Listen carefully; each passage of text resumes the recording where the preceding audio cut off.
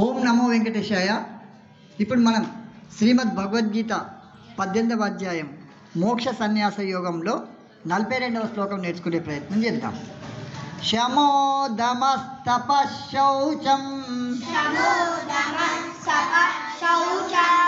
శమో దమస్తప శౌచం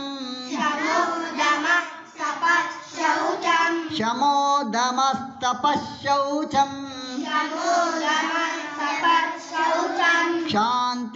శాంతిరార్జవమేవ చ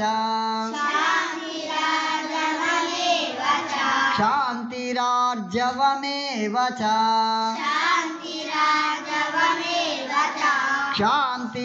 శాంతిరార్జవమేవ చ జ్ఞానం విజ్ఞానమాస్తిక్యం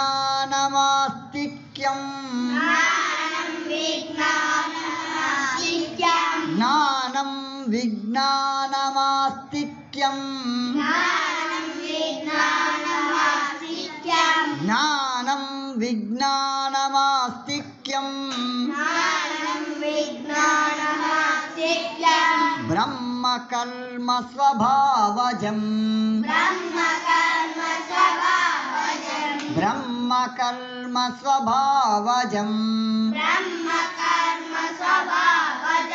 బ్రహ్మ కర్మ స్వభావజం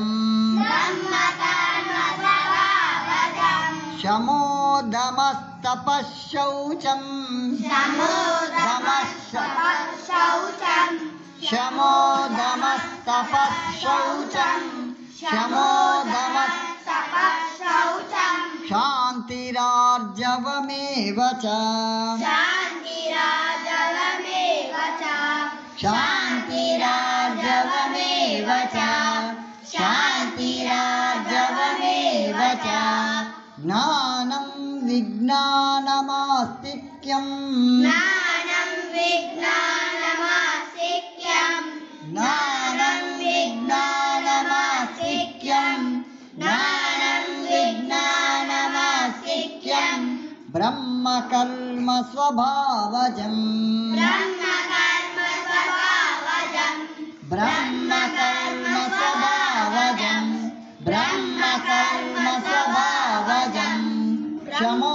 దమస్తప శౌచం శాంతిరార్జవమేవ చ దమస్తప శౌచం శాంతిరార్జవమేవ చ శమో దమస్తప శౌచం శాంతిరార్జవమేవ చ శమో దమస్తప శౌచం శాంతిరార్జవమేవ చ జ్ఞానం విజ్ఞానమాస్తిక్యం బ్రహ్మ కర్మ స్వభావజం విజ్ఞానమాస్తిక్యం బ్రహ్మ కర్మ స్వభావజం జ్ఞానం విజ్ఞానమాస్తిక్యం బ్రహ్మ కర్మ స్వభావజం జ్ఞానం విజ్ఞానమాస్తిక్యం బ్రహ్మ కర్మ స్వభావజం శమో దమస్తప శౌచం శాంతిరార్జవమేవ చ జ్ఞానం విజ్ఞానమాస్తిక్యం బ్రహ్మ కర్మ స్వభావజం శమో దమస్తప శౌచం శాంతిరార్జవమేవ చ జ్ఞానం విజ్ఞానమాస్తిక్యం బ్రహ్మ కర్మ స్వభావజం శమో దమస్తప శౌచం శాంతిరార్జవమేవ చ జ్ఞానం విజ్ఞానమాస్తిక్యం